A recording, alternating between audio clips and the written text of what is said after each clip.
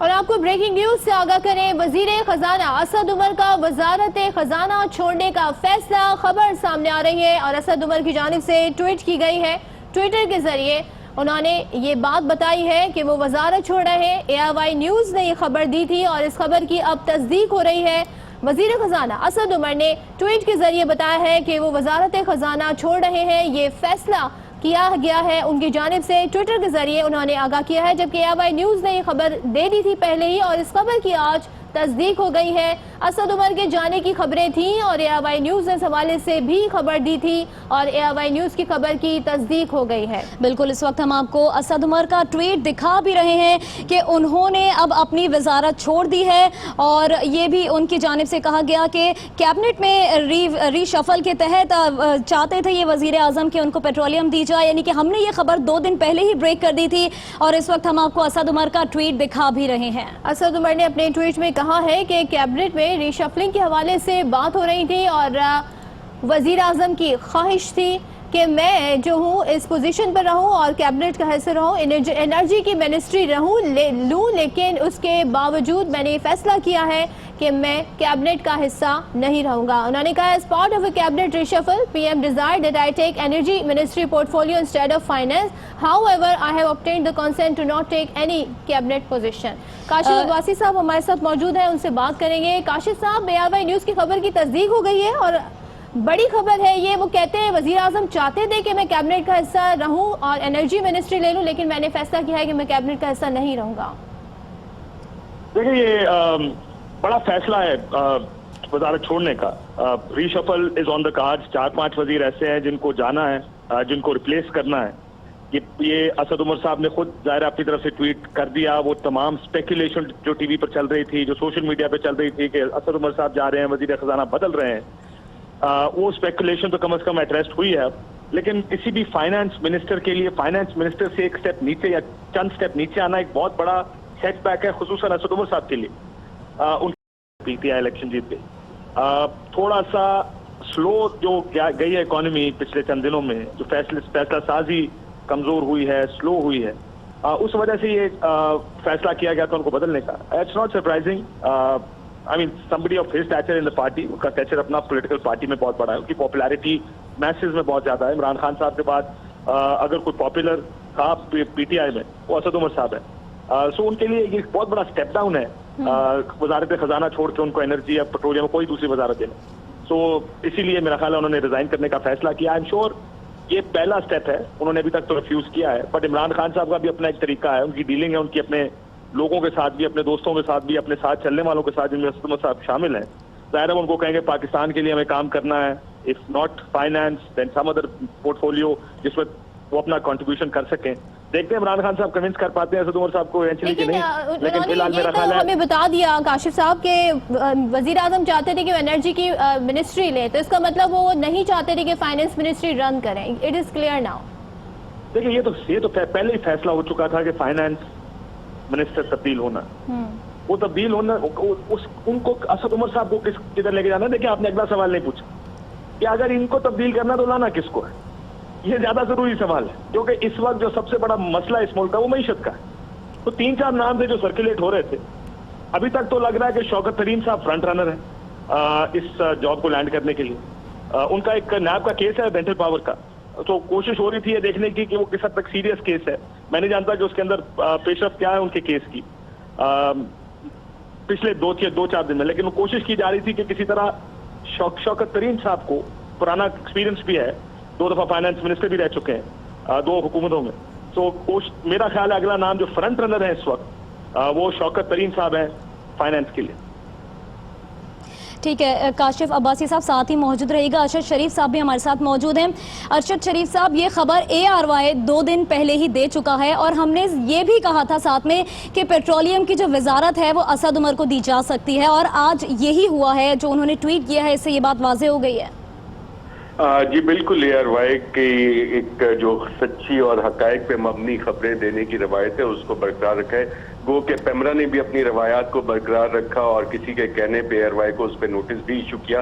वो माजी की अफसार आलम वाली रवायत, सलीम साहब बहुत अच्छी आदमी है, शख्स है, पता नहीं किसके कहने पे उन्होंने पेमरा का वो नोटिस दिलवा दिया था।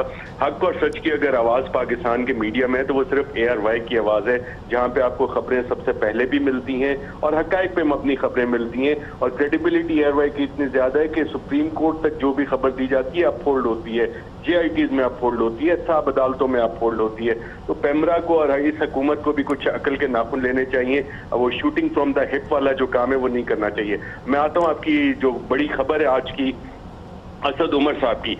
असद उमर साहब से इस्तीफा लेने का प्राइम मिनिस्टर साहब का फैसला बहुत खुशाइंद है और इसकी काफी सारी वजूहात हैं। प्राइम मिनिस्टर इमरान खान साहब जिस आइडियोलॉजी को लेकर चले थे, जिस आइडियोलॉजी के पीछे उनको वोट्स मिले थे, जिन प्रिंसिपल्स की बुनियाद पर उनको वोट्स मिले थे, उन तमाम के ऊपर जो यू टर्न्स लेने की सबसे बड़ी वजह थी वो वजारत खजाना थी और असद उमर साहब। असद उमर साहब को वजारत खजाना में आने से पहले जितने भी बयानात थे उन पे खुद असद उमर ने भी यू टर्न किया और फिर प्राइम मिनिस्टर के लिए भी एम्बेरसमेंट क्रिएट की और फिर फलसफे इजाद करने पड़े पाकिस्तान तहरीक इंसाफ को कि यू टर्न कैसे एक आला क़यादत का तुर्रा इम्तियाज होता है।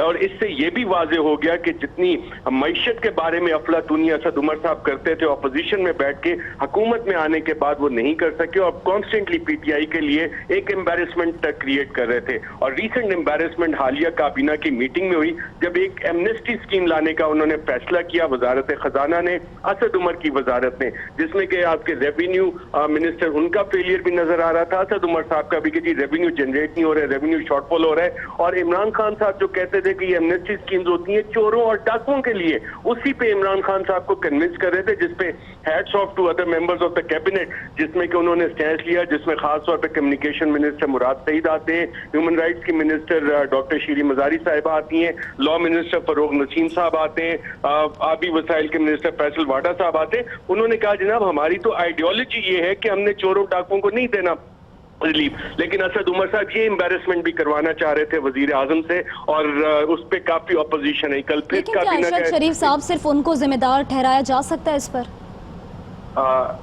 असद उमर को या किसको? असद उमर को।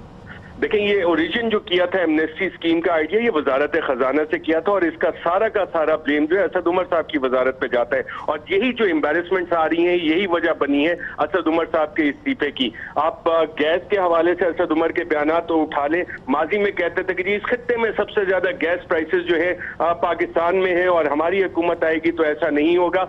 और मुझे याद है कि जब इन्होंने पहला इंटरव्यू मुझे दिया था जब 143% गैस की प्राइसेस बढ़ाई तो मैंने पूछा था इनसे कि UFG की परसेंटेज कितनी है और ऑन रिकॉर्ड वो मौजूद है, कहते जी मुझे तो पता नहीं। UFG होता है अनअकाउंटेड फॉर गैस, जिसपे 2011 में ऑगरा स्कैम बना था जब 5 से 7% किया गया था और सुप्रीम कोर्ट ने पिनलाइज किया था। और उसके बाद पेट्रोलियम मिनिस्टर से जब ये सवाल किया गया तो उन्होंने ये हैरानकुन बात बताई कि 11 से 13% है। और एक फाइनेंस मिनिस्टर जब ये फैसला करता है, अप्रूवल करता है इसी में बैठ के जी गैस की प्राइसेस बढ़ा दें और उसको अनअकाउंटेड फॉर गैस का नहीं पता, तो इस तरह के ब्लंडर्स की एक तवील दास्तान है जिस वजह से असद उमर का यहाँ से इस्तीफा आशिफ शरीफ साहब जब हमने इस्तीफा देने का जी हमने ये खबर ब्रेक की और उसमें मुख्तलिफ ज़राए से उसको निगेट किया गया, बताया गया कि ऐसा कुछ नहीं होने जा रहा और फिर IMF से मुज़ाकरात के हवाले से भी खबरें सामने आई। असद उमर मीटिंग कर आए हैं और बजट से पहले ये तब्दीली, इसकी क्या असरात हो सकते हैं, क्या सोचते हैं और कौन अब हो सकता है वज़ीर ख़जाना? देखें वजीर खजाना के हवाले से काशिफ ने तो एक आध नाम दिया है, मेरे पास इस हवाले से ज्यादा मालूमात नहीं है। मुख्तलिफ ऑप्शन हो सकती हैं, शौकत तरीन जो काशिफ ने कहा शायद वो भी एक नाम हो, कुछ और नाम भी ज़ेरे बहस है। एक और पॉसिबिलिटी भी हो सकती है कि वजीर आजम इमरान खान साहब बजाते खुद फाइनेंस मिनिस्ट्री का पोर्टफोलियो अपने पास रखें और एक टेक्निकल एडवाइजर्स के जरिए, ग्रुप ऑफ एडवाइजर्स के जरिए इस वजारत को चलाने की कोशिश करें। और वजीर आजम इमरान खान साहब की क्रेडिबिलिटी इतनी ज्यादा है कि अगर वो Being finance minister is full time job. Prime minister कैसे रखेंगे अपने पास से पोर्टफोलियो? अगर आप गौर से सुने तो मैंने बताया कि वो पोर्टफोलियो लेके एक टीम ऑफ टेक्निकल एडवाइजर्स के साथ इसको चला सकते हैं और जितने भी मुश्किल फैसले लेने हैं वजीर आजम इमरान खान साहब अगर वो मुश्किल फैसले लेंगे तो कौम उन पे एतमाद भी करती है, उनकी क्रेडिबिलिटी भी है और जितनी वो मेहनत कर रहे हैं इस हवाले से कि मुल्क के हालात बेहतर हों तो उसमें जितना इंटरेस्ट इमरान खान साहब का होगा तो उस पर पाकिस्तान तहरीक इंसाफ के लिए शायद फ्लैग उस हवाले से काफी कम आए। लेकिन अगर कोई वीक किस्म का फाइनेंस मिनिस्टर ला के लगाया गया जो कि उसी तरह की पॉलिसीज और जो फाइनेंस मिनिस्ट्री के बाबुओं का, और वो बाबुओं की वो टीम जो कि शहबाज शरीफ और नवाज शरीफ के मंजूर नजर थे, उन्हीं के रिकमेंडेशंस पे अगर उन्होंने चीजें चलानी है जो कि तहरीक इंसाफ की आइडियोलॉजी के खिलाफ होंगी, तो फिर असद उमर नहीं, फिर और भी इस तरह के वुज़रा को शायद बल्ली चढ़ना पड़े, उनकी भेंट चढ़ानी पड़े, क्योंकि ये मामला उस तरह से फिर सीधे होंगे नहीं। इसमें मुख्तलिफ ऑप्शन है, शौकत तरीन का नाम भी है और दूसरी ऑप्शन जिसका मैंने आपको जिक्र किया। लेकिन आज बहुत अच्छा इकदाम किया है पाकिस्तान तहरीक इंसाफ की पार्टी ने बताओ, और वजीर आजम इमरान खान साहब ने, कि फाइनेंस मिनिस्टर जिसकी वजह से पूरी हुकूमत को एम्बेरसमेंट हो रही थी मुख्तलिफ काउंट्स पे, उनको तब्दील कर दिया।